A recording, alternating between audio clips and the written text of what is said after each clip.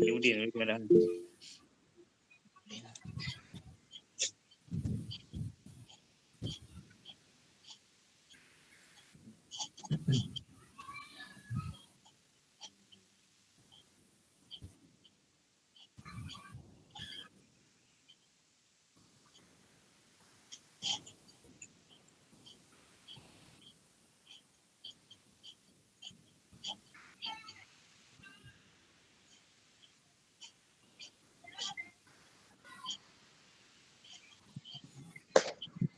Assalamualaikum warahmatullahi wabarakatuh semua. Waalaikumsalam warahmatullahi wabarakatuh.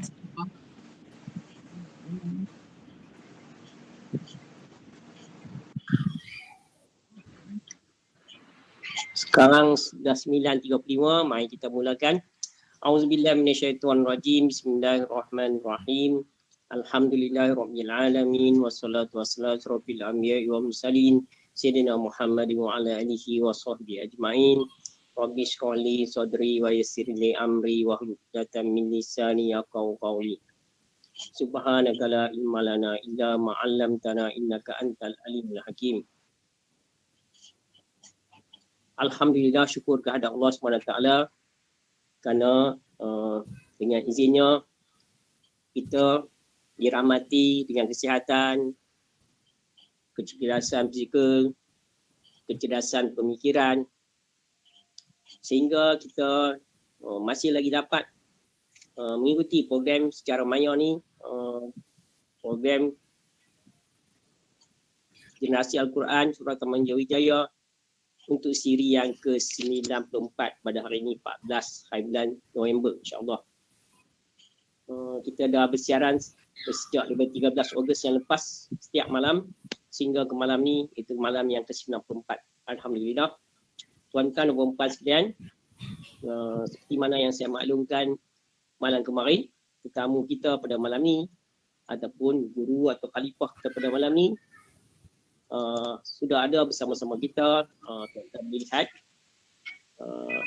ada iaitu Ustaz Muhammad Ridha bin Aliuddin, iaitu anak anda kepada penghuni ataupun penduduk Taman Jawijaya kami, iaitu saudara Aliuddin dan juga anak kepada Puan Fauziah. Tuan-tuan dan puan-puan sekalian,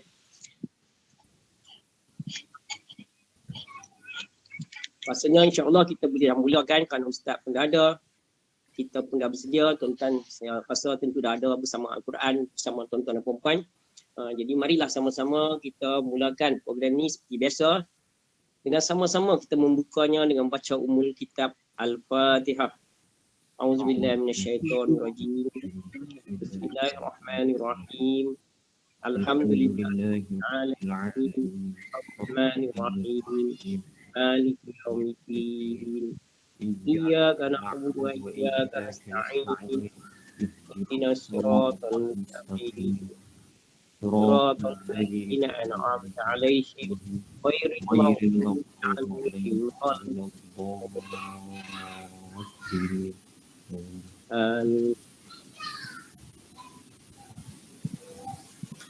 Tuan-tuan dan puan-puan sekalian,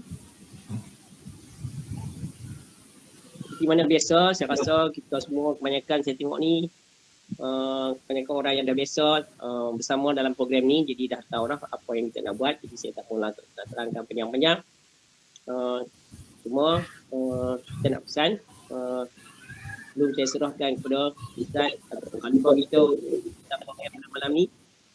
Jadi nak mohon kepada tuan-tuan dan puan-puan, kalau boleh tolonglah buka video tuan-tuan dan puan-puan supaya kita dapat rasa bersama dalam program ni, untuk hidup dalam program ni. Kerana dengan kita memasang video kita, insyaAllah kita akan memotivasikan semua, tentunya kepada ustaz kita, untuk lebih bersemangat untuk menyampaikan ilmu. Kerana ini adalah sunnah kita berguru.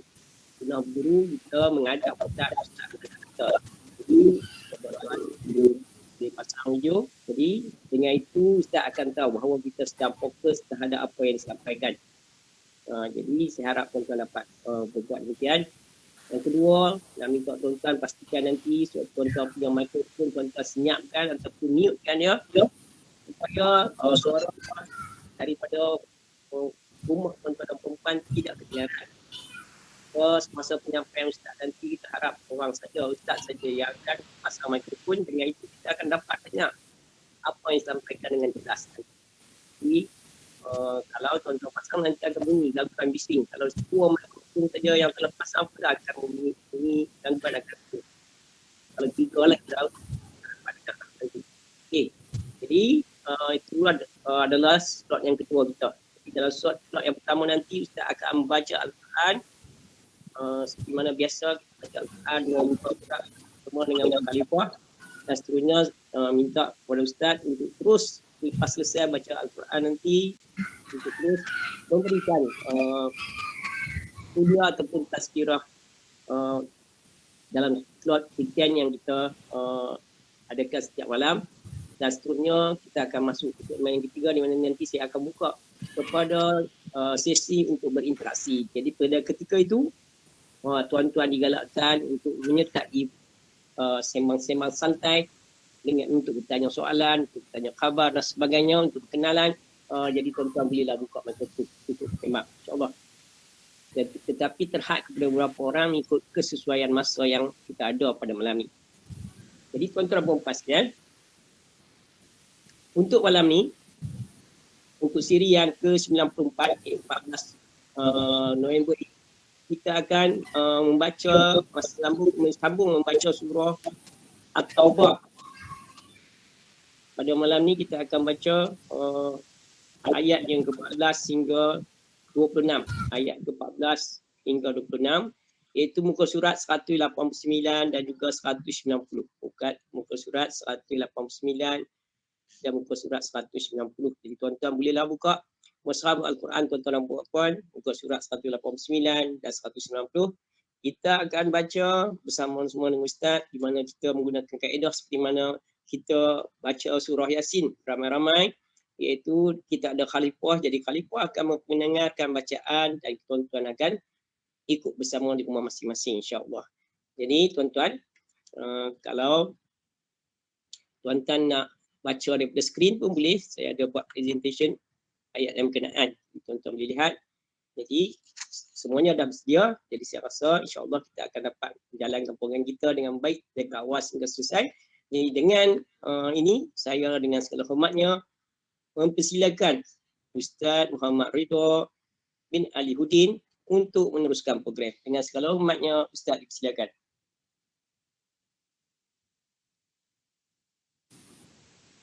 Bismillahirrahmanirrahim. A'udzubillahi minasyaitonirrajim.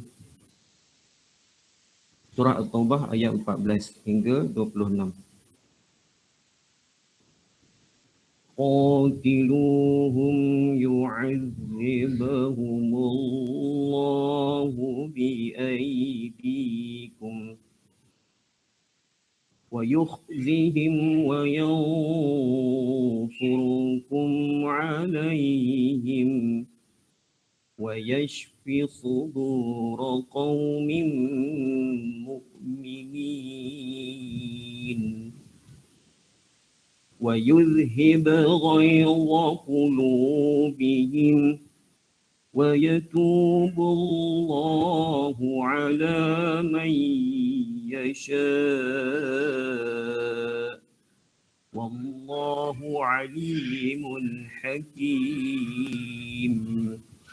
Am hasibtum an tutraku walamma ya'lamillahu alladhina jahadu minkum walam yattakhidhu min dunillahi wala rasulih walal mu'minina waliyah wallahu khabirun bima ta'malun. Kana lil musyrikina an ya'muru مساجد الله شاهدين على أنفسهم بالكفر أولئك حبطت أعمالهم وفي النار هم خالدون إنما يعمر مساجد الله من آمن بالله واليوم الآخر وأقام الصلاة وآتى الزكاة ولم يخش إلا الله فعسى أولئك أن يكونوا من المهتدين أجعلتم سقاية الحاج وعمارة المسجد الحرام كمن آمن بالله واليوم الآخر وجاهد في سبيل الله لا يستوون عند الله والله لا يهدي القوم الظالمين الذين آمنوا وهاجروا وجاهدوا في سبيل الله بأموالهم وأنفسهم أعظم درجة عند الله وأولئك هم الفائزون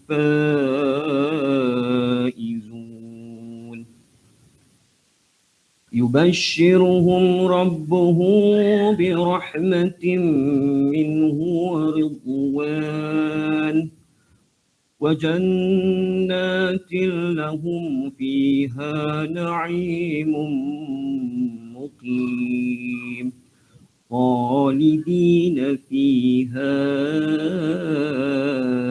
أبدا إن الله عنده أجر عظيم يا أيها الذين آمنوا لا تتخذوا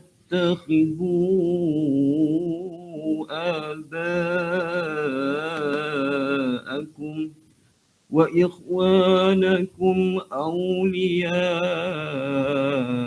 إن استحبوا الكفر على الإيمان ومن يتولهم منكم فأولئك هم الظالمون قل إن كان آباؤكم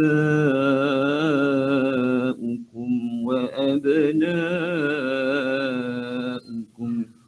وإخوانكم وأزواجكم وعشيرتكم وأموال اقترفتموها وتجارة تخشون كسادها ومساكن ترضونها أحب إليكم من الله ورسوله وجهاد في سبيله فتربصوا حتى يأتي الله بأمره والله لا يهدي القوم الفاسقين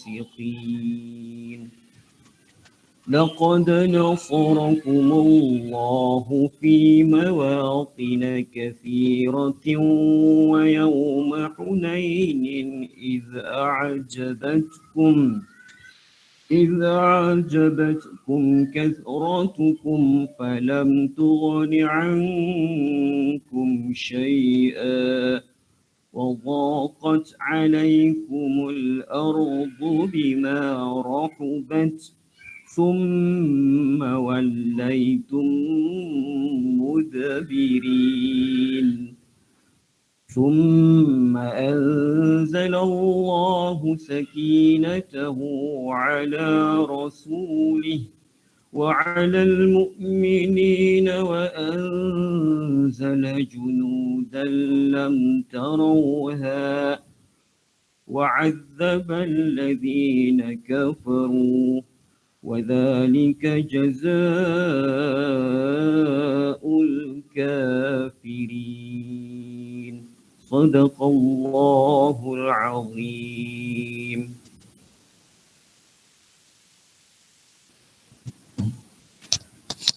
بسم الله الرحمن الرحيم نحمده ونستعينه ونستغفره ونعوذ بالله من شرور أنفسنا ومن سيئات أعمالنا من يهده الله فلا مضل له ومن يضلله فلا هادي له أشهد أن لا إله إلا الله وحده لا شريك له وأشهد أن محمدا عبده ورسوله اللهم صل وسلم على سيدنا محمد النبي المصطفى الأمين وعلى آله وأصحابه أجمعين أما بعد. Tuan-tuan dan puan-puan yang dirahmati Allah Subhanahu Wa Taala, alhamdulillah syukur kita kepada Allah Subhanahu Wa Taala.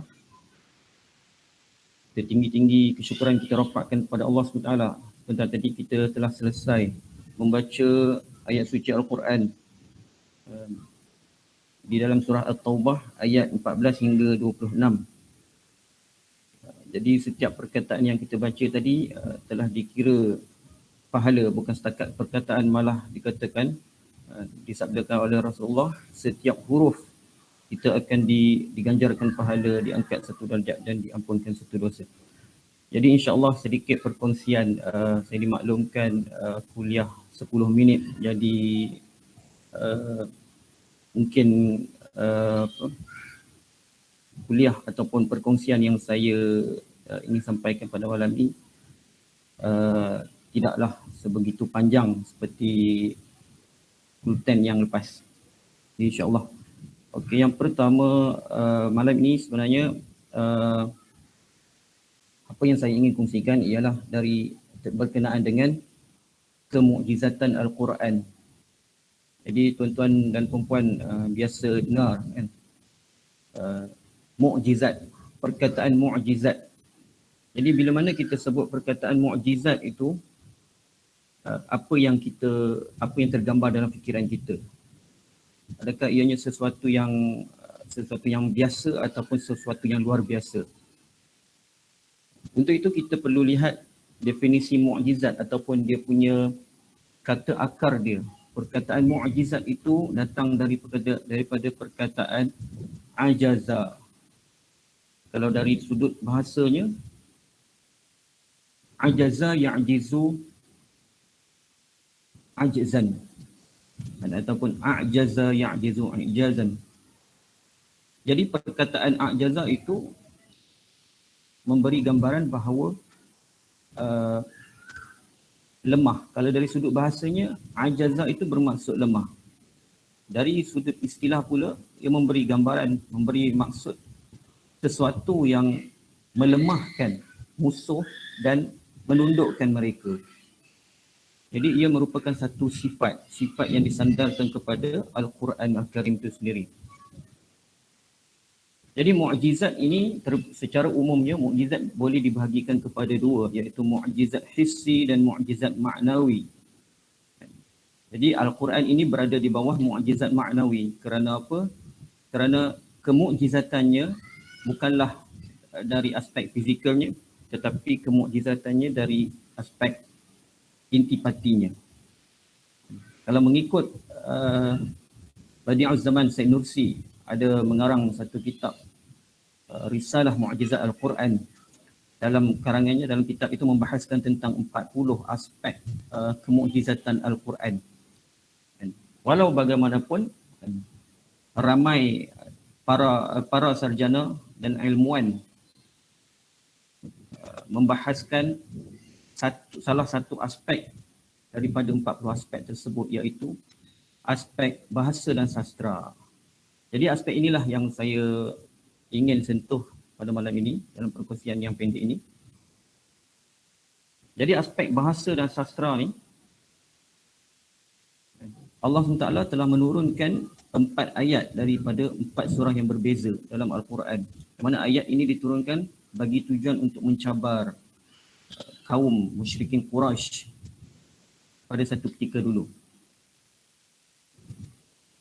Peristiwa ni, penurunan ayat Al-Quran ini adalah rintitan daripada tindak balas kaum musyrikin Quraisy pada masa itu yang menuduh bahawa Al-Quran itu ditulis sendiri oleh Rasulullah SAW. Jadi apabila perkara sedemikian berlaku, maka Allah SWT mencabar mereka, menurunkan ayat yang pertama, iaitu ayat 88 daripada surah Al-Isra. Kalau tuan-tuan ada buka Al-Quran boleh tengok ayat 88 surah Al-Isra. Seperti mana Allah berfirman, "Qul la in ijtama'atil insu wal jinnu 'ala an ya'tu bimithli hadzal Qur'an la ya'tuna bimithlihi walau kana ba'dhum li ba'dhin zahira." Jadi ayat ini adalah cabaran dari Allah SWT kepada kaum musyrikin Quraisy untuk mendatangkan ataupun mencipta satu kitab ataupun satu buku yang menyerupai, yang setanding dengan Al-Quran dari segi kualiti bahasa dan sastra serta gaya bahasanya. Jadi cabaran ini adalah sangat besar, dan Allah SWT dalam ayat ni, Allah SWT bagi permission, bagi kebenaran supaya kaum musyrikin Quraisy, segala yang para penyair yang hebat dan dalam kalangan mereka, boleh meminta ataupun berganding bahu dengan jin-jin yang boleh membantu mereka untuk semata-mata untuk menghasilkan satu buku yang menyerupai Al-Quran dari segenap aspek. Jadi secara terangnya cabaran ini adalah sangat besar, dan akhirnya cabaran ini tidak dapat disahut oleh kaum musyrikin. Kemudian turunlah ayat yang kedua daripada surah Hud ayat 13, di mana firman Allah, "Am yaquluna iftarah qul fa'tu bi'ashri suwarin mithlihi muftariyat wad'u man istata'tum min dunillah in kuntum shadiqin." Jadi ayat ini juga adalah cabaran daripada Allah SWT juga. Dan apabila cabaran yang pertama, iaitu mendatangkan satu buku, satu kitab, tidak berjaya disahut, maka ayat yang kedua ini Allah SWT ringankan sedikit. Iaitu Allah kata, datangkanlah hanya 10 surah.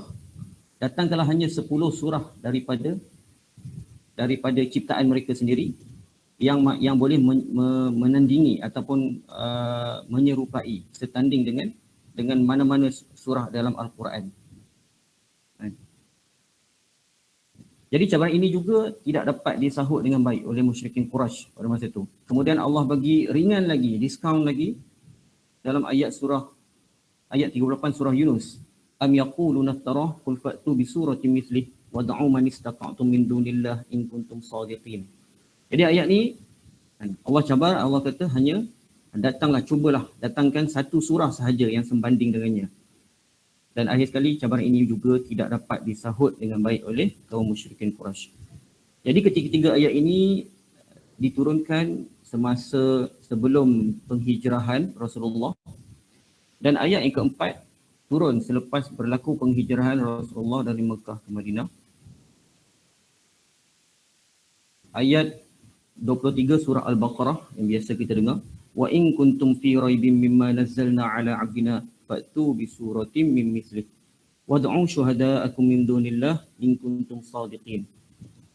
Jadi Allah SWT dalam ayat ini juga Allah SWT meminta datangkan satu lagi surah yang sejenis, yang boleh sama tanding, sebanding dengan Al-Quran itu. Dan panggillah siapa-siapa saja yang mereka percaya, yang boleh tolong selain daripada Allah, jika betul mereka adalah orang yang benar. Jadi cabaran-cabaran dari Allah SWT ini kesemuanya tidak dapat disahut dengan baik oleh musyrikin Quraisy. Jadi berbalik kepada mukjizat itu tadi, kemukjizatan Al-Quran dari aspek bahasa dan sastra ini, Allah SWT ada sebut 26 kali perkataan a'jaza itu. A'jaza 26 kali di dalam Al-Quran. Dia menerusi pelbagai bentuk dan fungsi yang berbeza-beza. Jadi setiap ayat yang ada perkataan a'jaza itu, dia jelas membawa maksud kelemahan ataupun ketidakupayaan manusia dalam menangani sesuatu yang di luar dari batas pemikiran yang normal. Jadi perkataan a'jaza berikut ada, saya tak sempat nak sediakan slide. Ada sedikit contoh. Kalau dalam surah Al-Ma'idah, perkataan a'jaza itu digunakan dalam bentuk a'jaztu, seperti mana firman Allah, qala ya wailata a'jaztu an akuna mithla hadzal ghurabi fa wariya sawata akhi. Jadi perkataan a'jaztu di dalam ayat itu menunjukkan maksud lemah, incapability, seperti mana yang disebut oleh Prof dalam siri semalam, dia ketidakupayaan. Kemudian perkataan a'jaza itu digunakan dalam bentuk fi'il yang lain, perbuatan yang lain dalam surah yang lain, iaitu nu'jiza. Perkataan dia menjadi perkataan nu'jiza. Wa anna dhananna an lan nu'jiza Allah fil ard wa lan nu'jizahu haraba. Jadi dalam perkataan a'jaza tadi diubah suai menjadi nu'jiza yang memberi maksud melepaskan diri. Jadi kepelbagaian bentuk dan fungsi yang berbeza ini sebenarnya menggambarkan satu maksud yang hakiki, iaitu sifat melemahkan, ataupun sifat ketidakupayaan musuh-musuh ataupun orang-orang yang nak menentang Al-Quran itu. Sifat yang ada pada Al-Quran. Aspek yang kedua yang saya nak sentuh, aspek kedua kemukjizatan Al-Quran itu dari aspek susunannya, an-nazam. Jadi mengikut Syekh Dr. Salah Abdul Fattah Al-Khalidi dalam kitab karangannya Lataif Quraniyah, ada menyebut bahawa keunikan ataupun kemukjizatan Al-Quran dari aspek an-nazam, susunan itu dapat ditunjukkan dalam banyak surah, dan antara banyak-banyak surah suka saya menunjukkan satu contoh dalam surah Al-Qadar. Surah Al-Qadar ni surah yang sangat popular ketika mana bulan Ramadan setiap tahun. Dan yang mana kita tahu surah Al-Qadar ni terutama sekali dan akan selalu dibaca dan diperdengarkan bermula pada malam 20 hingga akhir. Jadi apa kemukjizatan Al-Quran di dalam surah Al-Qadar ini? Kalau kita, tuan-tuan dan puan-puan, boleh tengok, buka surah Al-Qadar juzuk 30, juzuk Amma. Okay, menurut Ubay bin Ka'ab, terdapat dua pandangan ulama berkenaan dengan penentuan ataupun penetapan malam Lailatul Qadar, yang mana kita selalu, masyarakat hari ini, antara perkara yang akan disebut-sebut yang dibualkan semasa bulan Ramadan ialah Lailatul Qadar. Jadi Lailatul Qadar ni sangat dekat dengan kita, tidak asing lagi dengan kita. Okey, pandangan yang pertama berbalik kepada pandangan ulama, dua pandangan ulama mengenai penetapan malam Lailatul Qadar. Pandangan yang pertama iaitu perkataan Lailatul Qadar itu sendiri. Lailatul Qadar yang mana terdiri daripada 9 huruf. Lam, ya, lam, ta, alif, lam, qaf, dal dan ra. Jadi 9 huruf itu kemudian jika kita lihat Lailatul Qadar, perkataan frasa Lailatul Qadar itu ada 3 kali di dalam surah Lailatul Qadar. Jadi 9 huruf tadi didarabkan dengan 3 kali, maka jadilah 27. Maka dengan itu ulama menyimpulkan bahawa kebarangkalian yang paling tinggi malam Lailatul Qadar berlaku pada malam ke-27 Ramadan. Sebaliknya pandangan yang kedua, kita tengok pandangan yang kedua ni, dia tengok kata ganti diri. Kat situ dalam surah Al-Qadar ada satu kata ganti diri panggil hiya. Hiya, baris yang terakhir, ayat yang terakhir. Hiya hatta matla'il fajr. Jadi perkataan hiya ini menurut ulama tafsir, maka hiya ini merujuk kepada Lailah Al-Qadar, pada malam Lailatul Qadar itu sendiri. Jadi kalau mengikut perbahasan ulama tersebut, perkataan hiya itu berada di kedudukan yang ke-27. Sebab apa? Sebab surah Al-Qadar mengandungi 30 perkataan. Jadi ini adalah merupakan sebahagian daripada rahsia-rahsia Allah, kemukjizatan Al-Quran yang mana telah sedikit sebanyak telah dirungkai dan dibahaskan oleh ulama-ulama terdahulu. Jadi perkataan hiya itu merujuk pada Lailatul Qadar, dan perkataan hiya itu juga berada di kedudukan yang ke-27 daripada 30 perkataan dalam surah Lailatul Qadar. Jadi itulah kedua pandangan itu mengatakan bahawa malam Lailatul Qadar kebiasaannya paling tinggi berlaku pada malam ke-27 Ramadan. Wallahu alam. Itu saja kot perkongsian daripada saya pada malam ini. Sebenarnya ijaz Quran ni sangat luas. Ijaz Quran ni sangat luas, jadi saya nak hadkan dalam masa yang ditetapkan tu agak susah. Jadi cukup sekadar saya mengambil 2 aspek kemukjizatan Al-Quran yang paling banyak dibahaskan oleh sarjana kontemporari. Jadi insya-Allah setakat itu daripada saya. Saya serahkan kepada Cikgu Rahim.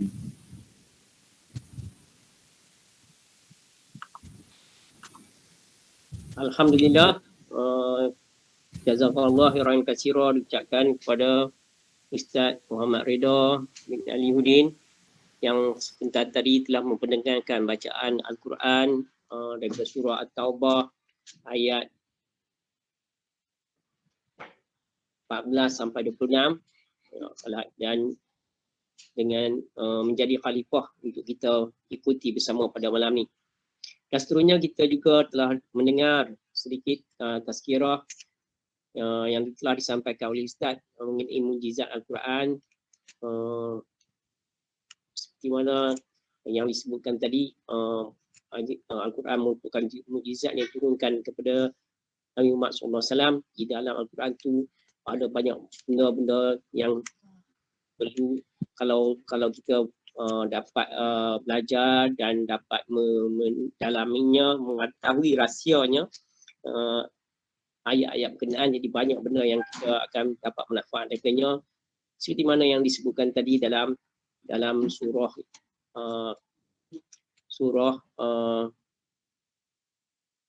Al-Qadar tadi,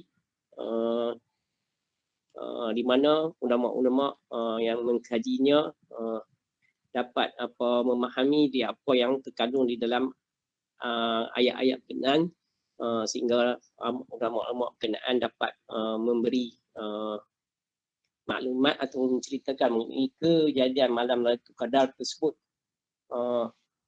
Kebanyakannya jatuh pada 27 hari bulan Ramadan, pada malam 27 Ramadan. Kerap berlaku pada malam 27 Ramadan. Jadi maksud dia kalau dikaji, kita akan dapat, kalau kita betul-betul memahami kandungan Al-Quran dan mengkajinya dengan teliti, banyak rahsia-rahsia yang kita akan dapat dan kita akan boleh memanfaatkan dalam kehidupan kita seharian, insya-Allah. Jadi tuan-tuan dan puan-puan sekalian, sekarang ni kita akan masuk pada sesi yang berikutnya, iaitu sesi berinteraksi dan perkenalan. Jadi untuk pengetahuan tuan-tuan dan puan-puan, kami di Surau Taman Jawi-Jaya ni memang selalu tengok Ustaz Muhammad Redha ni semasa masih bersekolah di sini dan seterusnya belajar di kawasan ni, dan kemudian sekarang ni dah bekerja, jadi tak nampak dah Ustaz. Kadang-kadang saya balik raya ke ataupun cuti baru nampak.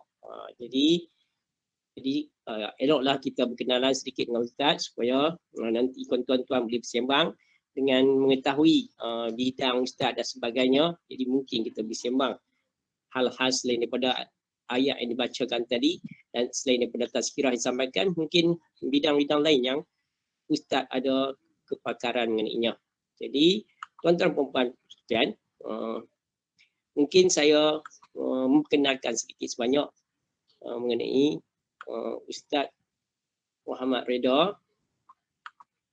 Untuk pengetahuan tuan-tuan dan puan-puan, Ustaz sekarang berkhidmat di Universiti Melaya sebagai fellow akademik di Universiti Melaya. Secara pembelajaran, kalau ikutnya, bapa orang ayahanda orang Perak, bonda orang Johor. Perak di mana saya lupa dah, Johor kat mana lupa dah. Nanti mungkin kalau Ustaz Redha nak cerita boleh juga, mungkin ada di dalam ni orang kenal, ada orang kampung dan sebagainya, Allahu a'lam.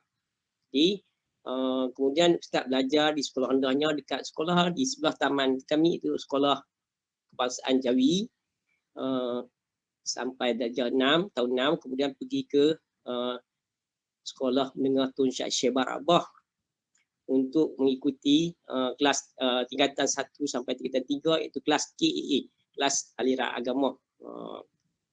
Di sinilah bermulanya Ustaz mendapat pembelajaran bahasa Arab dan sebagainya, menimbulkan minat kepada Ustaz untuk belajar, kerana kelas KAA aliran agama ni adalah menawarkan bahasa Arab dan juga kelas kemahiran Al-Quran, bahasa Arab komunikasi dan juga kemahiran Al-Quran, tetapi bahasa Arab masih di peringkat asas. Jadi dengan asas yang berkenaan, Ustaz menyambung pelajaran di tingkatan 4 dan 5 di Sekolah Menengah Kebangsaan Seri Nibung.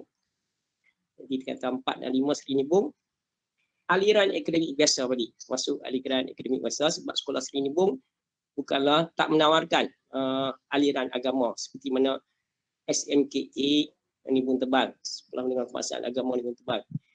Jadi tuan-tuan dan puan-puan,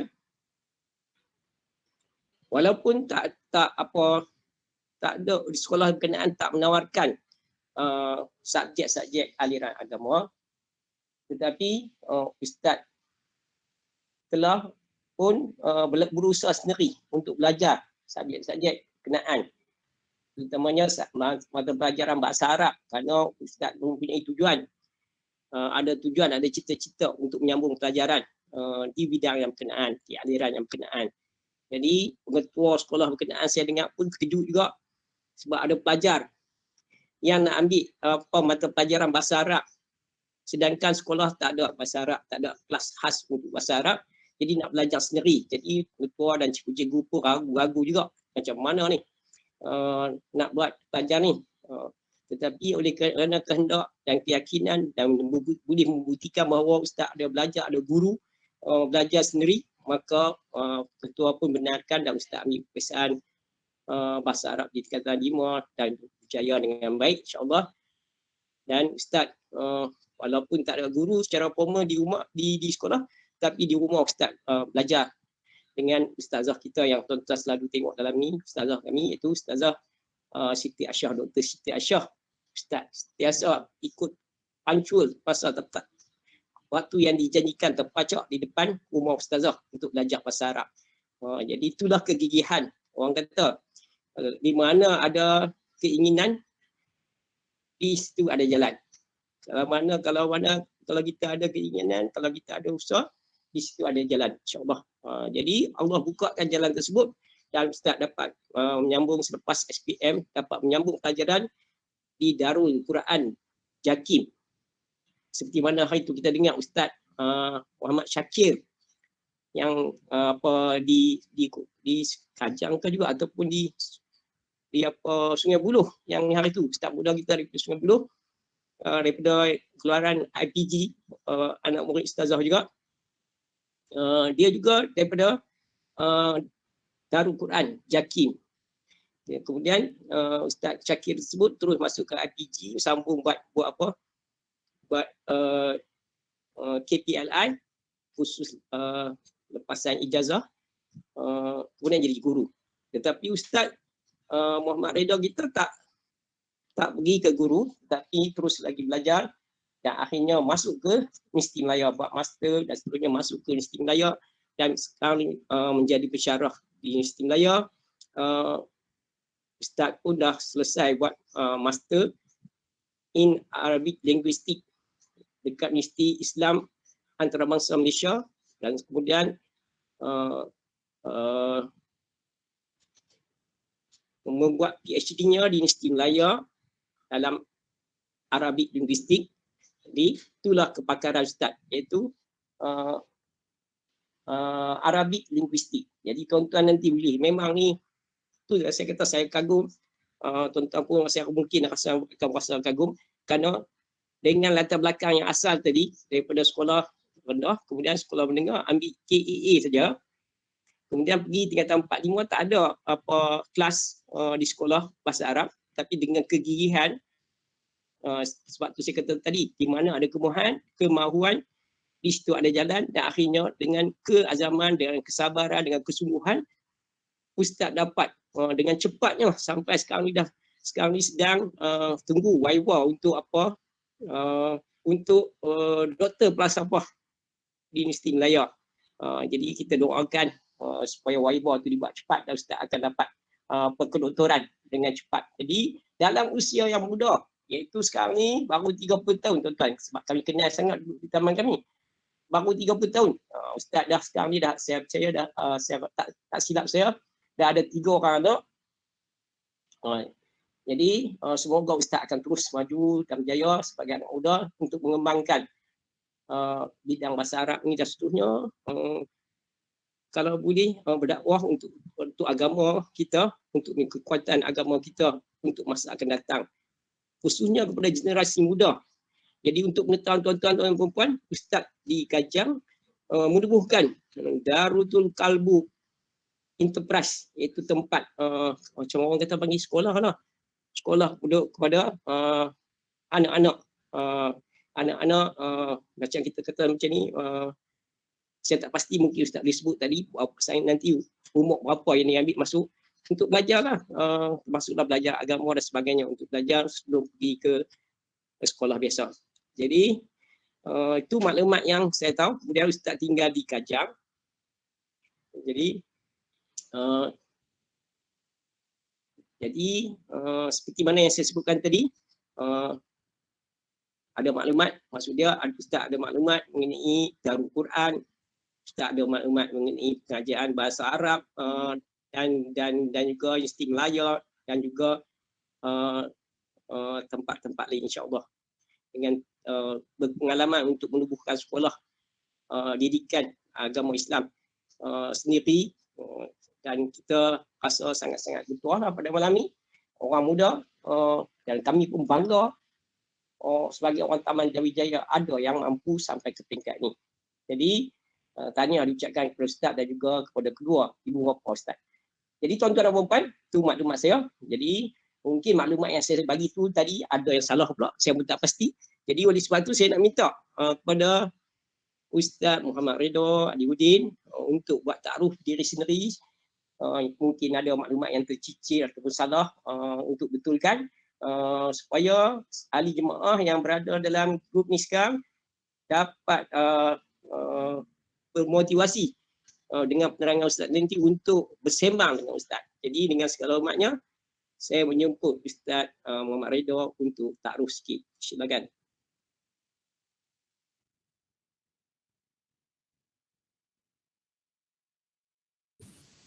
Bismillahirrahmanirrahim. Assalamualaikum warahmatullahi. Terima kasih kepada Cikgu Rahim atas peluang yang diberikan. Saya mempunyai 6 orang adik-beradik dan merupakan anak yang kedua. 6 orang, 3 lelaki dan 3 perempuan. Ayah saya baru saja bersara bulan 6 hari itu di pegawai penyelidik di USM, sebagai pegawai penyelidik di USM. Dan selepas manakala ibu saya suri rumah 10 masa. Lompat sikit kot, tadi ada yang nak betulkan sikit. Berkenaan dengan penubuhan sekolah tu, bukan Duratul Qalbu tu nama sekolah tu. Itu Duratul Qalbu tu company sendirilah. Yang sekolah tu nama dia Kafah Al-Amin Putrajaya. Jadi sekolah Kafah Al-Amin Putrajaya ni terletak di Persin 15. Sekolah tersebut dah beroperasi selama 7 tahun. Alhamdulillah. Diasaskan oleh kedua-dua ibu bapa saya beserta dengan adik perempuan saya. Saya hanya selaku watak di belakang tabis saja. Jadi sekolah tersebut dia sama saja dengan kafah kerajaan lah. Konsep yang sama, cuma berbeza sedikit dia punya pendekatan. Jadi kafah kerajaan bermula lepas daripada sekolah pagi pukul 1 macam tu, 1:30.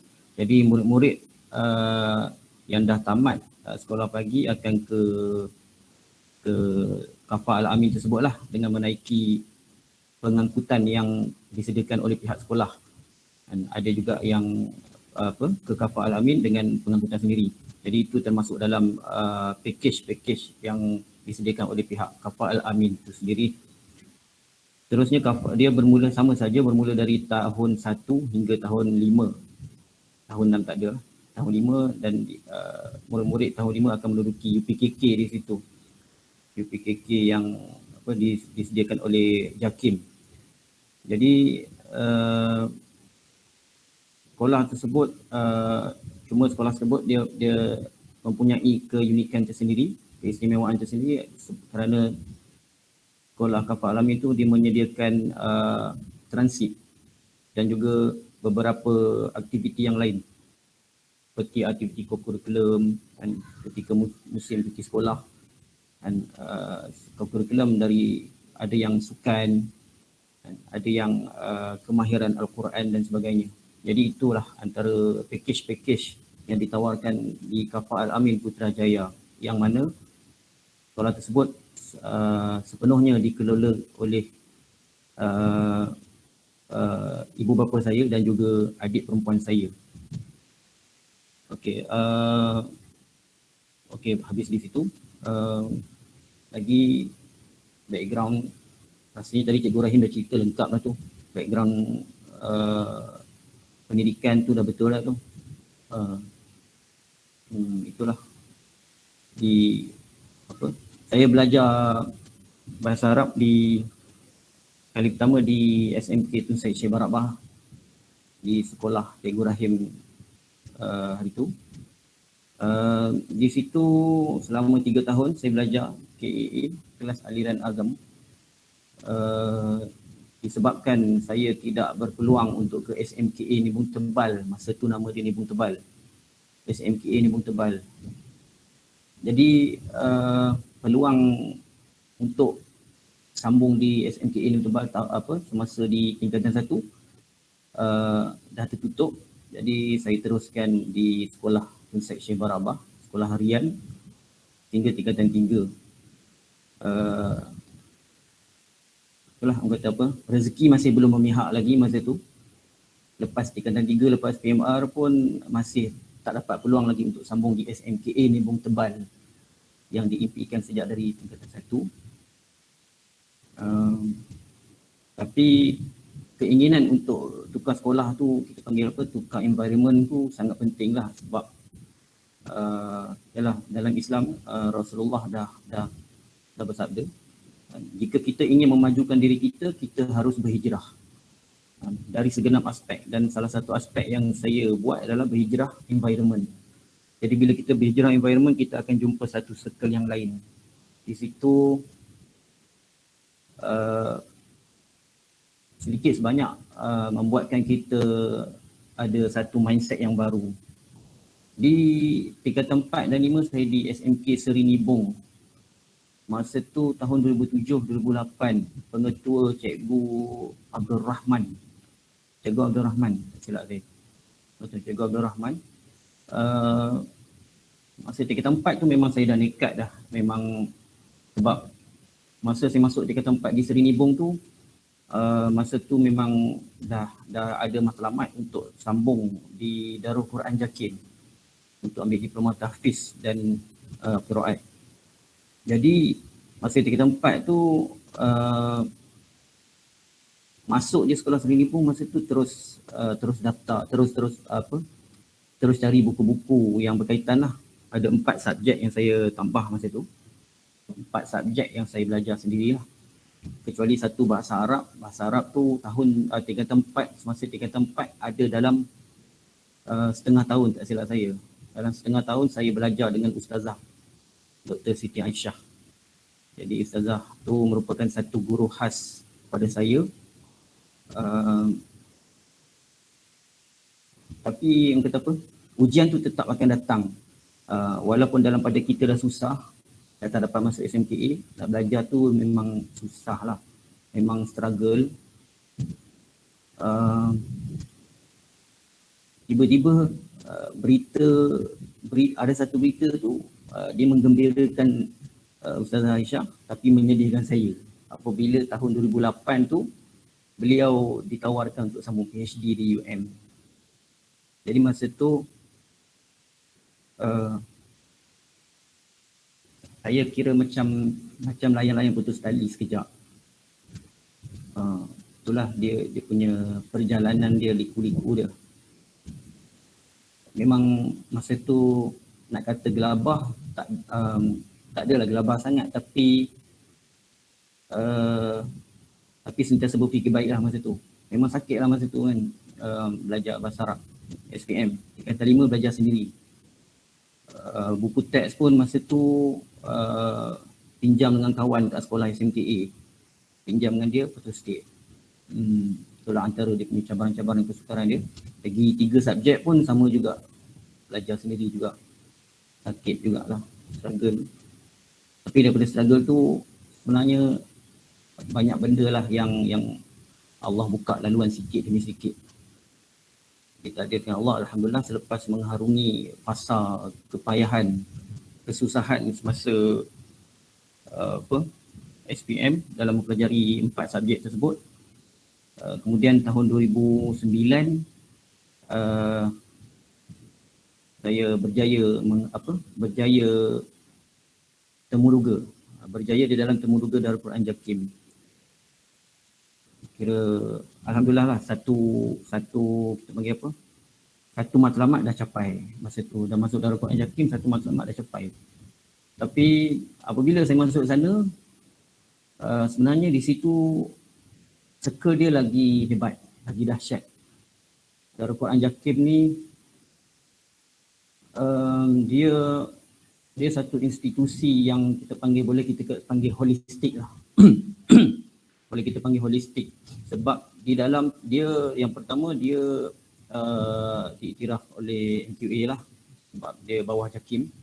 Yang kedua, dia dalam tu pun dia ada tawarkan program-program, bukan program tapi kursus lah, subjek saja.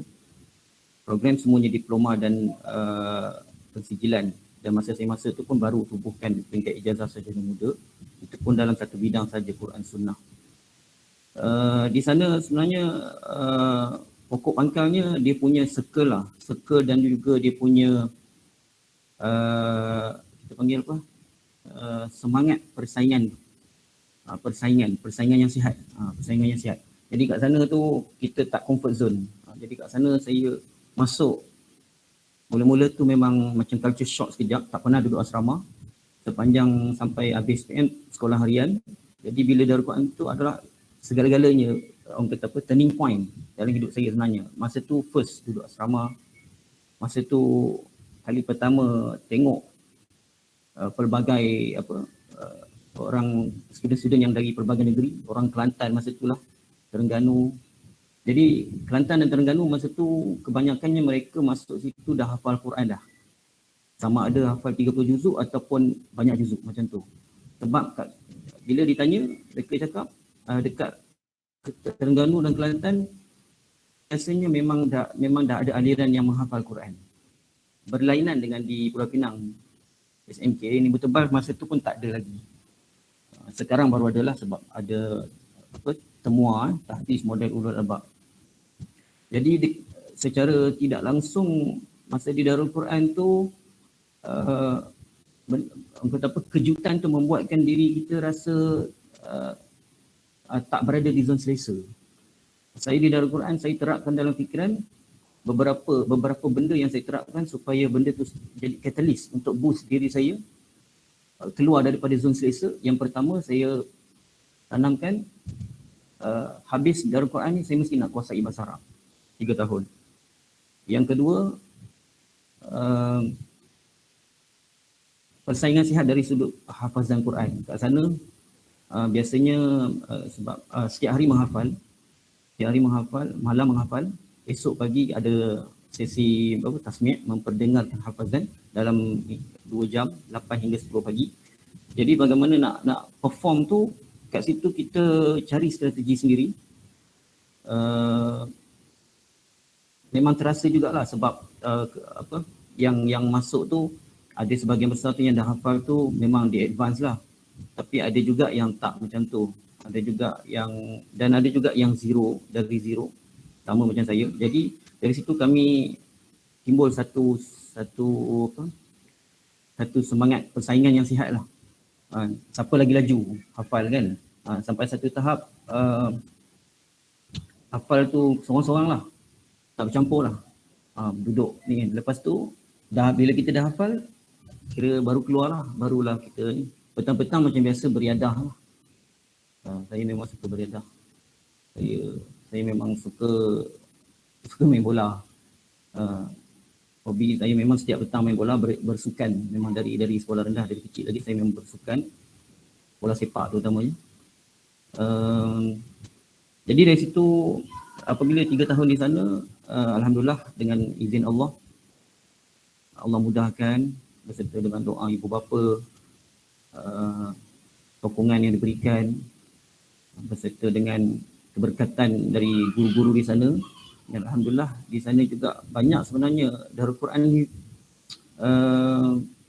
sangat banyak memori di Darul Quran Jakim sebenarnya. Jadi kalau diberi peluang saya untuk pergi Darul Quran, untuk nak tengok, untuk nak bermalam ke apa ke, saya memang nak sangat. Jadi sebarang info ataupun sebarang maklumat yang diperlukan berkenaan dengan Darul Quran Jakim, boleh je tanya saya. Jadi memang Darul Quran Jakim ni sangat saya memang sangat cadangkanlah kalau sesiapa yang berminat dalam bidang agama ataupun khususnya lagi dalam nak menjadi hafiz Al-Quran, hafiz Al-Quran yang kita panggil yang holistik lah. Sebab Darul Quran Jakim ni dia punya sijil dia diterima oleh semua tempat. Diterima oleh semua tempat sehinggalah ke JPA. Jadi lepasan Darul Quran Jakim kebanyakannya memang dapatlah penempatan walaupun tak ada diploma pendidikan, tapi kerana ada program baru temua tahfiz modul ulul albab yang diwujudkan oleh KPM dalam 5 tahun lepas. Jadi ini membuka peluang pekerjaan kepada lepasan Darul Quran Jakim khususnya. Jadi kota-kota yang disediakan oleh kerajaan bagi program temua ni banyak dah diisi oleh alumni Darul Quran Jakim. Pelbagai lapisan lah, pelbagai batch. Jadi itu antara dia punya kelebihan Darul Quran Jakim lah dari sudut peluang pekerjaan. Terusnya lepas 3 tahun di Darul Quran Jakim, saya Saya sebenarnya kat Darul Quran Jakim pun ada lagi rahsia sebenarnya. Tapi panjang sangat nak cerita. Sebenarnya ada lagi rahsia. Sebenarnya masa di Darul Quran Jakim, masa tu saya dah plan dah nak sambung mana selepas 3 tahun tu kan. Nak sambung mana, saya rujuk kepada Ustazah Aisyah. Dan masa tahun 3 kot. Masa tu saya sebenarnya berazam nak pergi ke Morocco seperti Ustazah Aisyah. Morocco, pengajian bahasa Arab di Morocco dikatakan pengajian yang sangat bagus lah. Di luar negara kan, dengan dia punya suasana, environment suka dan sebagainya. Tenaga-tenaga di sana kebanyakannya memang orang Arab yang asli. Jadi benda tu membuatkan saya memang triggered lah nak pergi sana, nak pergi sambung bachelor di Morocco tahun 2012 sepatutnya. Tapi ada satu kisah, memang saya determine sangat nak ke Morocco tu. Then saya decide sendiri. Tapi info baru yang saya terima untuk sambung ke Morocco, dia sama seperti sambung ke Jordan bagi bidang agama. Kalau bidang lain saya tak pasti. Dia punya antara syarat dia kena menggunakan result SPM yang terkini. Dia kena guna result SPM yang terkini. Jadi masa tu memang saya dapat info tu memang tak dapat lah nak sambung Morocco. Kalau dah masuk dalam Quran Jakim 3 tahun, ke Morocco memang tak dapat lah sebab result SPM tu umpama dah lama lah. Tak boleh dia nak fresh. Jadi apa yang saya buat, tindakan saya sebenarnya saya suka mengambil risiko.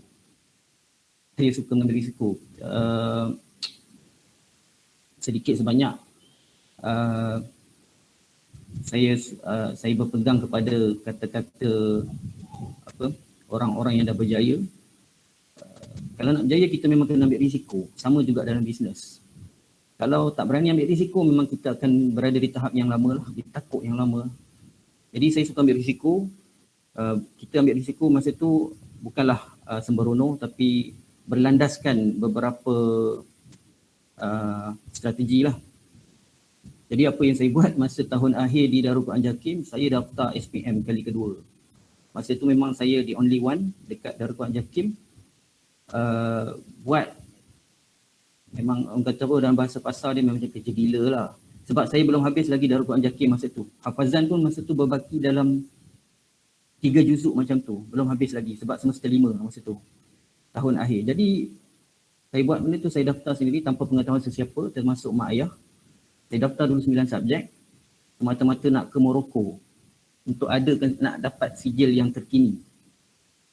Jadi usaha tu tak adalah nak kata sia-sia walaupun saya tak ke Morocco masa bachelor.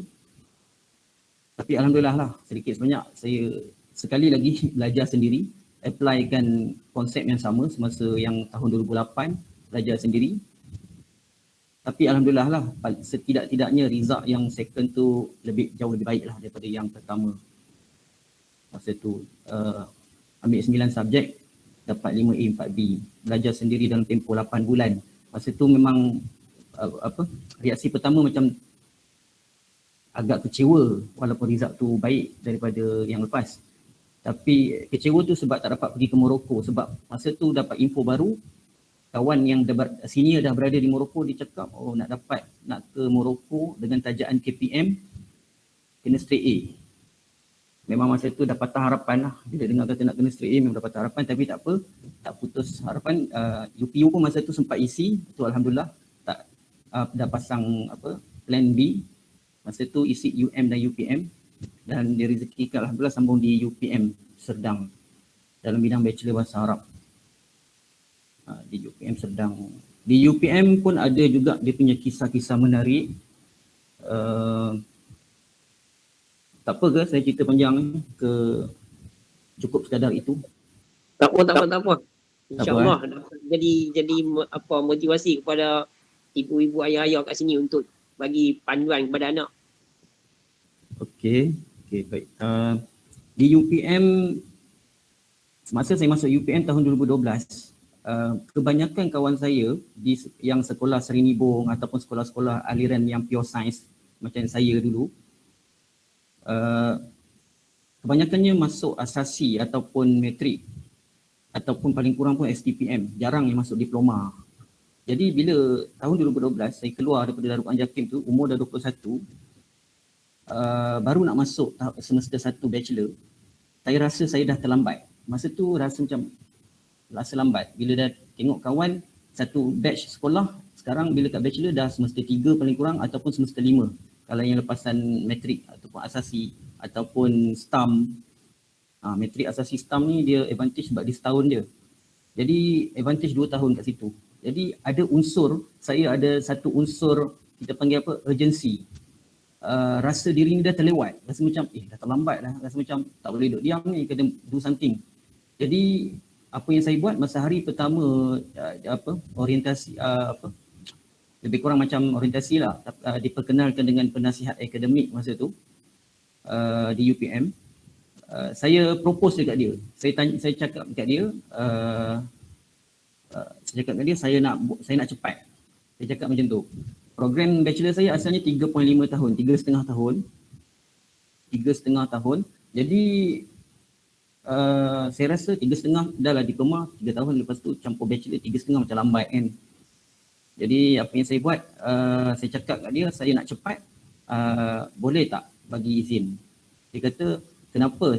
Saya cakap sebab saya dulu lepasan diploma, saya dah lambat dah 3 tahun. Lepas tu dia kata, tak apalah, saya pun tak tahu wallahu alam, tapi dia macam benda tu macam satu rezeki dari Allah sebab sebenarnya benda tu macam mustahil. Sebab dia pun tak kenal lebih mendalam berkenaan saya punya kebolehan, keupayaan nak boleh handle subjek yang banyak ke apa ke. Tapi tak tahulah kenapa masa tu dia kata okey, boleh buat cepat. Saya cakap asalnya nak buat 6 semester, lepas tu dia cakap cuba 5 semester, dia cakap macam tu. Lepas tu saya terkejut lah bila dia offer 5 semester, macam dia yang lebih yakin daripada saya sendiri. Dia kata okey tak apalah 5 semester, so potong 1 tahun, so boleh combo dengan senior, macam tu. Jadi masa tu memang sejak semester 1 tu memang saya dah buat kita panggil apa, dah buat satu strategi lah. Setiap semester tu dah, sebelum masuk semester dah tahu dah nak ambil subjek apa yang akan ditawarkan, subjek apa yang dah tak ditawarkan. So dari situ kita boleh main sikit lah. Kalau subjek yang setiap sem ditawarkan, so tak apa, biar dia lewat-lewat sikit. So ambil subjek yang setahun sekali ditawarkan. Jadi macam tu. Jadi kat situ banyak perlukan management yang baik lah. Nak atur subjek mana yang kena ambil dulu, yang mana yang boleh dikemudiankan, macam tu. Masa tu memang tak fikir susah tak susah, masa tu fikir nak redah je, masa tu kira nak cepat je. Ambil masa semester 1 ambil subjek semester 5 sama kelas dengan senior, masa tu memang tak fikir apa, masuk je buat tak tahu je. Jadi memang dari situ dah, dari semester 1 dah satu kelas dengan semester 5, dah sama kelas dengan semester 3. Jadi di UPM macam tu, dan dipendekkan cerita, Allah ada rezeki dari Allah. Alhamdulillah saya berjaya dapat habiskan bachelor 2.5 tahun. Dan grad bersama dengan senior lah awal 1 tahun. Dengan pointer yang alhamdulillah atas daripada 3.5, alhamdulillah.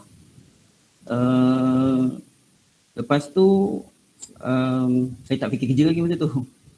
Masa tu itulah, masa tu mungkin disebabkan kurang pengetahuan berkenaan dengan cabaran untuk mencari kerja zaman sekarang. Tahun 2015 masa tu saya masih kurang pendedahan. Mungkin masa tu pun belum terlalu susah dapat kerja kerajaan macam sekarang. Jadi benda-benda macam tu membuatkan saya macam buat tak tahu je dengan jawatan. Buat yang datang ada dapat, masa tengah buat, lepas tu masa tu yang pertama dalam fikiran sama master. Yang tu sebelum masa semester ke-5 bachelor, sebelum tamat pengajian lagi saya dah apply master di UIA masa tu. Sebab memang nak terus sambung, tak nak lewat, tak nak gap apa pun. Memang ada unsur, ada satu sifat urgency. Sifat dah lewat, kena laju. Memang tanamkan dalam fikiran, dalam diri macam tu. Jadi memang sentiasa tak rasa berada di zon selesa. Jadi bila dah secure, dah apply master tu, masa tu sebenarnya apply UIA tu satu cabaran jugalah. Sebab memang saya tahulah masa tu UIA ni umpama Universiti Timur Tengah di Malaysia. Umpama Universiti Arab di Malaysia. Jadi saya tahu benda tu. Jadi saya nak memperkukuhkan lagi bahasa Arab. Tak rasa cukup di UPM tu. Jadi saya sahut cabaran untuk sambung di UIA. Berbanding dengan sambung di UPM sendiri. Jadi masa di UIA pun sama, cabaran tu tetap ada. Subjek yang susah dan sebagainya, subjek yang banyak. UIA ni dia, sistem dia, kalau tuan-tuan dan perempuan ada anak pernah masuk UIA, serba sedikit mungkin akan tahu macam mana sistem UIA. Sistem pengurusan lah. UIA punya pengurusan dia agak lemah, agak ketinggalan. Dia bukan lemah sebenarnya, dia ketinggalan. Dia mengamalkan kaedah tradisional, kaedah orang Arab. Sebab dia punya tampuk-tampuk pimpinan bahagian pentadbiran atas pun kebanyakannya orang Arab. Jadi orang Timur Tengah ni dia masih terkebelakang. Masa zaman saya masa UIA 2015 tu masih guna manual, guna borang, isi borang. Mohon guna isi borang. Jadi memang ketinggalan zaman. Universiti lain masa tu dah online dah. Jadi segala benda nak guna borang, sangat leceh. Saya masa tu semester 1, habis tamat semester 1 master UIA, saya berkahwin. Masa tu berkahwin, isteri pun buat master masa tu dekat UM. Sama-sama juga dia pun lepas Darul Quran Jakim. Lepas tu taklah cabaran barulah sebab bila dah keluar daripada hostel, tak duduk hostel, bila dah kahwin menyewa di Seri Kembangan. Baki 3 semester lagi tu menyewa di Seri Kembangan. Jadi memang cabaran yang sangat-sangat tinggi. Serta dengan tahun akhir masa tu dapat anak yang pertama. Dengan UIA punya sistem. Lepas tu dia punya silibus dia memang sangat tinggi. Jadi setaraf lah dengan di Timur Tengah, Morocco, Jordan dan sebagainya. Jadi serba sedikit membuatkan saya rasa apa kita panggil, satu lagi matlamat dah capai. Satu lagi dah unlock matlamat tu. Jadi the next matlamat masa habis saja UIA tu, kepala saya tak fikir lain. Belum fikir kerja lagi.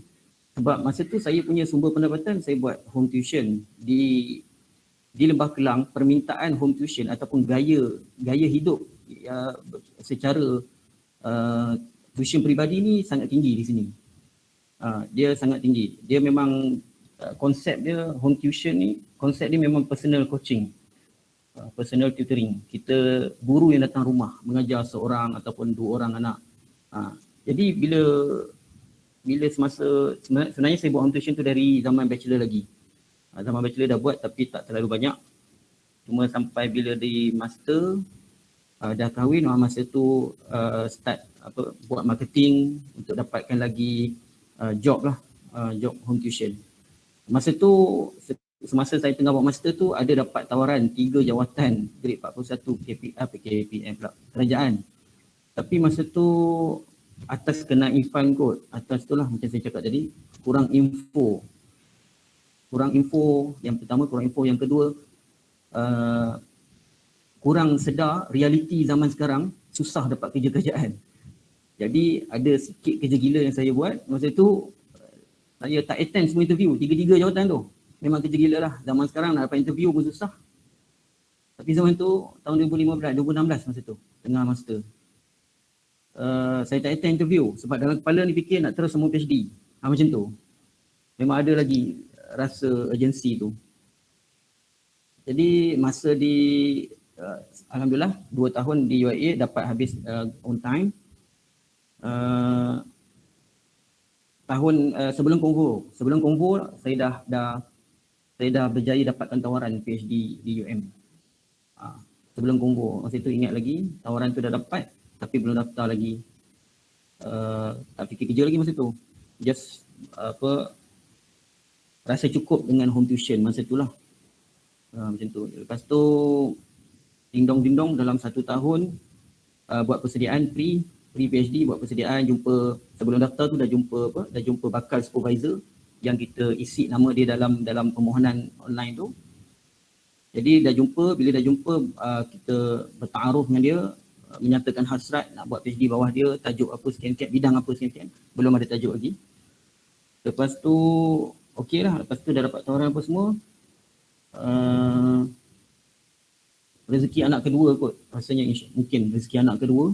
Tahun 2018, Mac 2018, saya berjaya dalam interview fellow akademik ataupun dipanggil SLAC lah. Kalau di peringkat academician ni biasanya sebut SLAC je.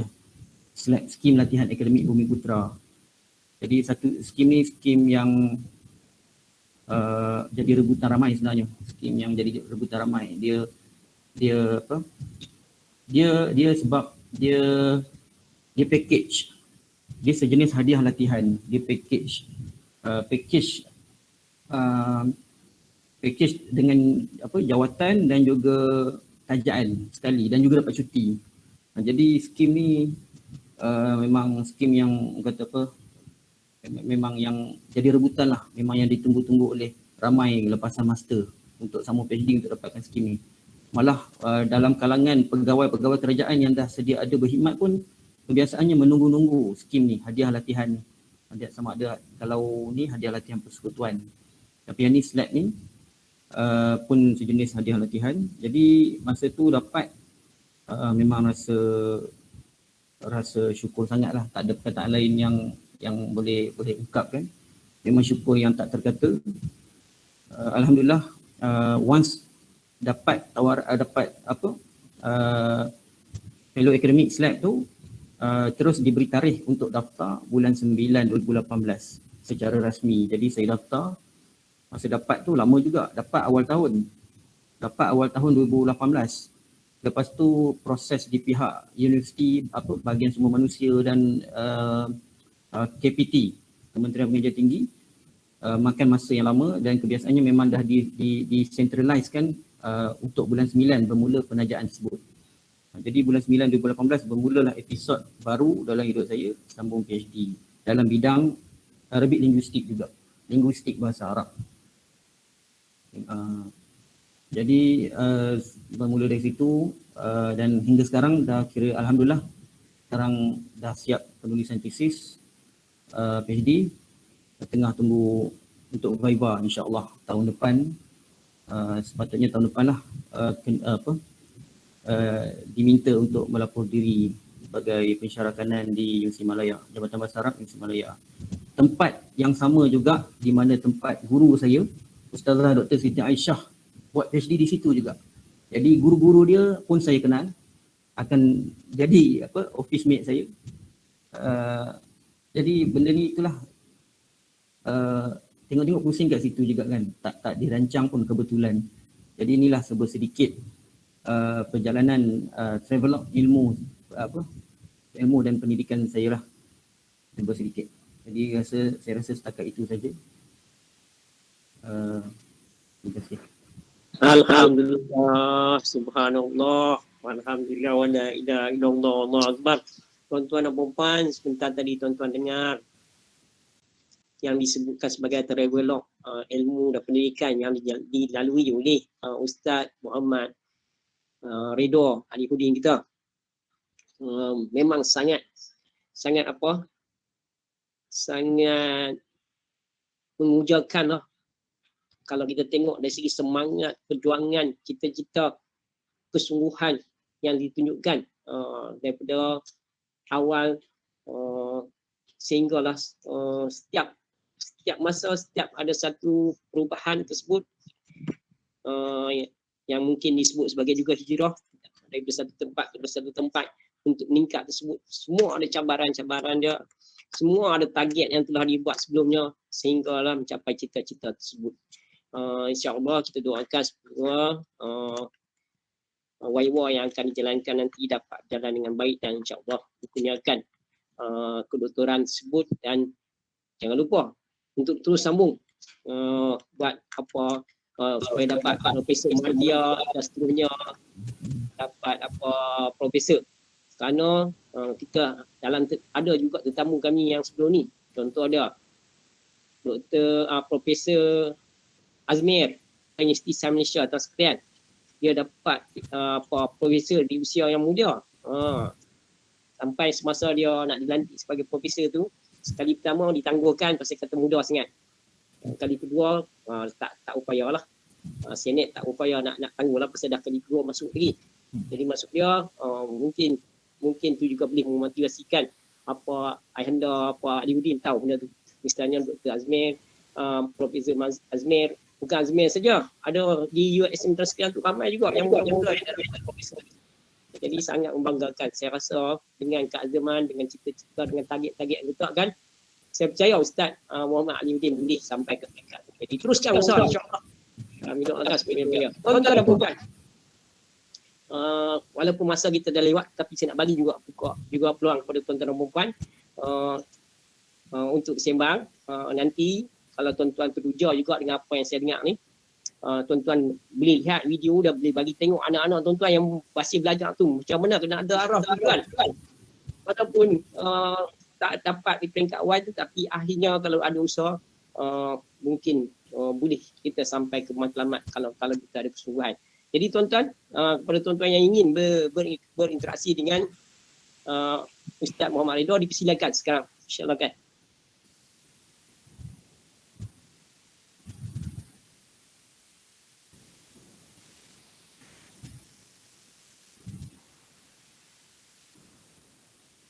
Tuan-tuan, siapa yang nak mula?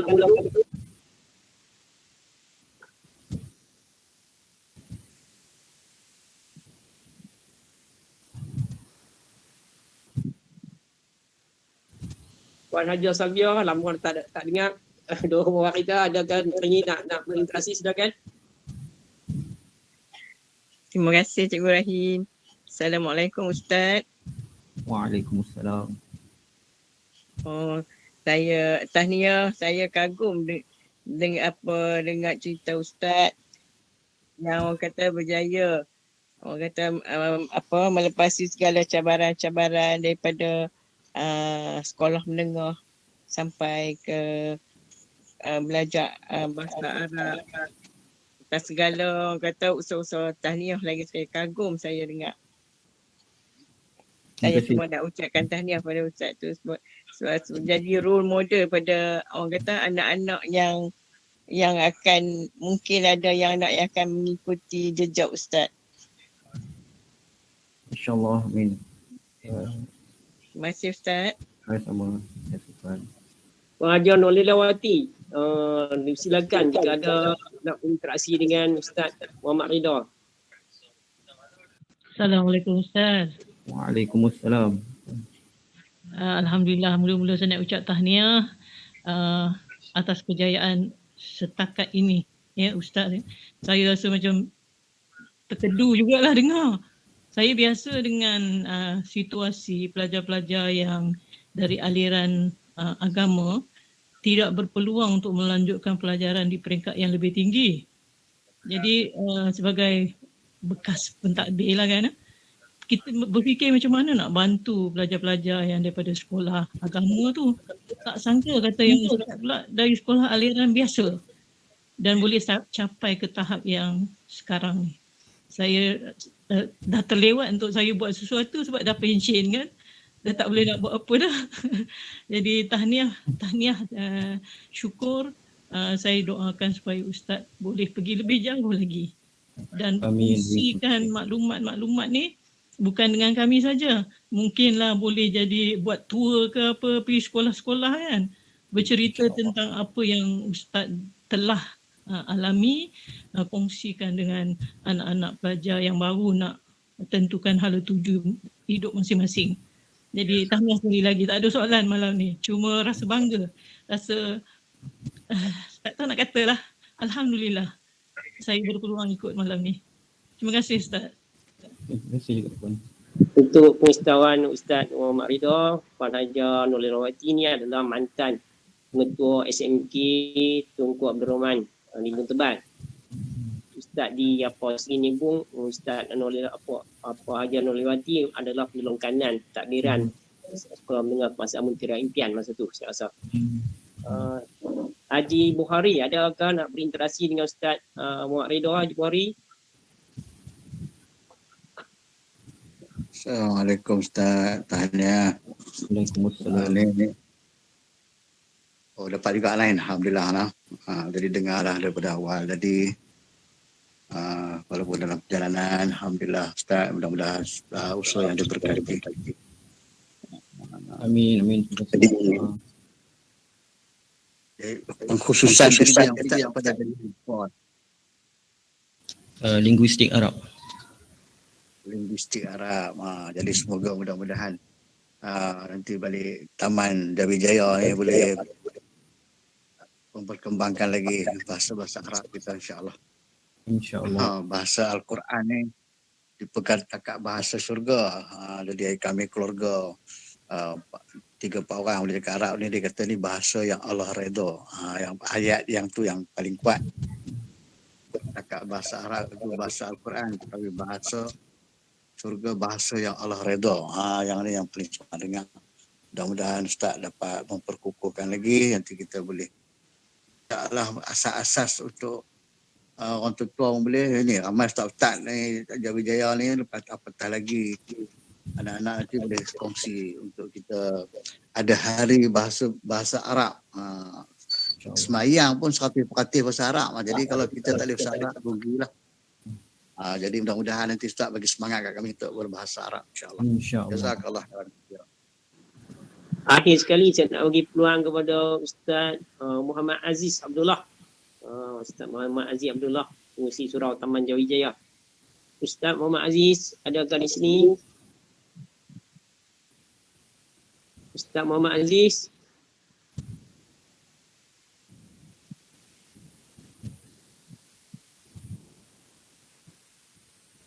Ustaz, ada. Alhamdulillah. Ustaz, silakan Ustaz. Dia dengar okey dah tadi, cantik dah dia punya ni. Rakan-rakan bagi komen elok, okey. Terima kasih Ridha atas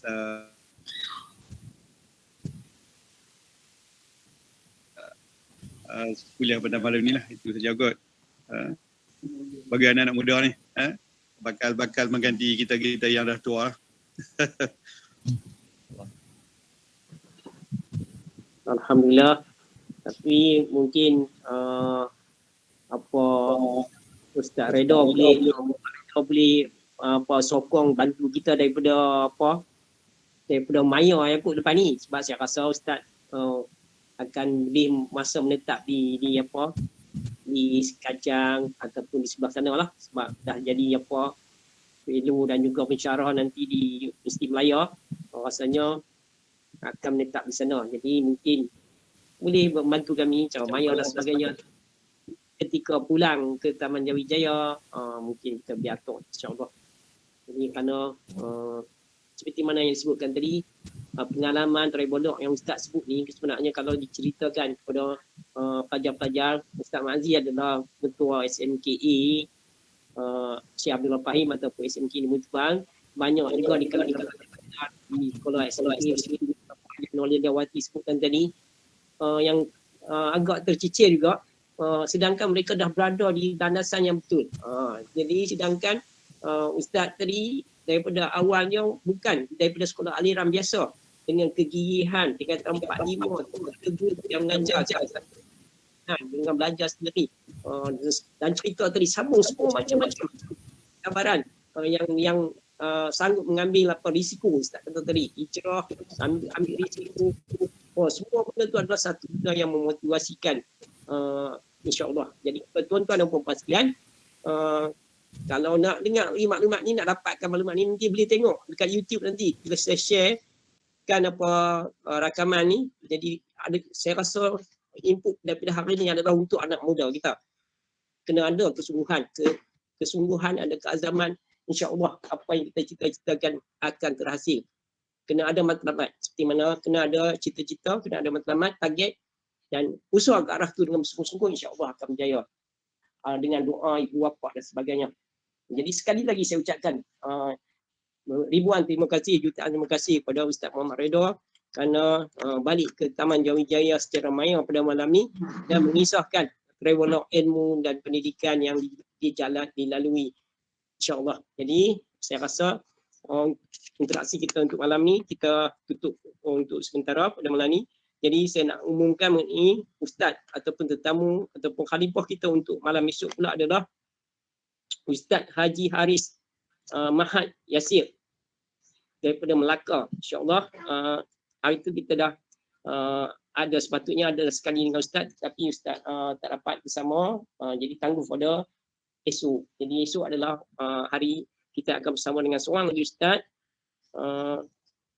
yang senior, Ustaz Haji Haris Mahad. InsyaAllah. Jadi tuan-tuan, harap tuan-tuan akan terus menyertai program ni pada malam esok.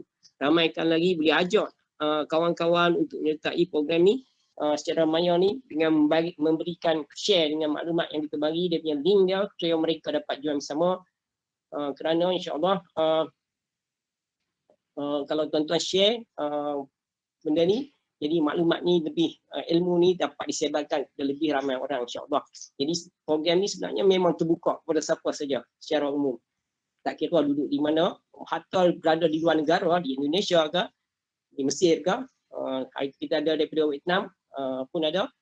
Jadi boleh. Jadi sebab sekarang ni dengan apa online secara maya ni, kita boleh berkomunikasi walaupun kita berada di England. Jadi tuan-tuan habaklah pada kawan-kawan, bagilah talian dia, link dia supaya disertai lebih ramai lagi insyaAllah. Kita menggunakan Google Meet secara percuma di mana had untuk Google Meet adalah 100. Setakat ni hari tu ketika Ustaz Don kita mencapai lebih daripada 100, ada orang tak boleh masuk. Tetapi selepas Ustaz Don, Ustaz-Ustaz ini kita paling tinggi kita 60 lebih. 60 lebih. Sekarang hari ni kita ada sampai 42, 43 macam tu.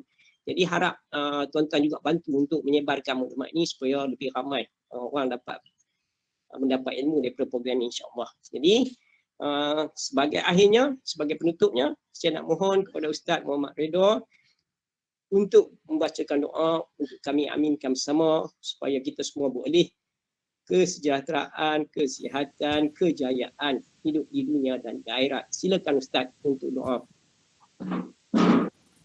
أعوذ بالله من الشيطان الرجيم بسم الله الرحمن الرحيم الحمد لله رب العالمين حمدا حامدين حمدا شاكرين حمدا يوافي نعمه ويكافئ مزيده يا ربنا لك الحمد كما ينبغي لجلال وجهك وعظيم سلطانك اللهم أحينا بالإيمان وأمسنا بالإيمان واحشرنا بالإيمان وأدخلنا الجنة مع الإيمان برحمتك يا أرحم الراحمين اللهم اغفر لنا ذنوبنا ولوالدينا وارحمهم كما ربونا صغارا اللهم إنا نعوذ بك من البرص والجنون والجذام ومن سيء الإسقام بسم الله الذي لا يضر مع اسمه شيء في الأرض ولا في السماء السميع العليم اللهم سلم ديننا وسلم إيماننا وسلم توحيدنا وسلم رزاقنا وسلم إخواننا المسلمين والمسلمات والمؤمنين والمؤمنات الأحياء منهم والأموات برحمتك يا أرحم الراحمين ربنا آتنا في الدنيا حسنة وفي الآخرة حسنة وقنا عذاب النار وصلى الله على سيدنا محمد وعلى آله وصحبه وسلم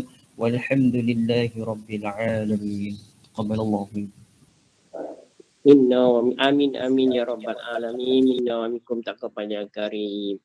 Allahumma arhamna bil Qur'an waj'alhu lana imaman wa nuran wa hudan wa rahmah.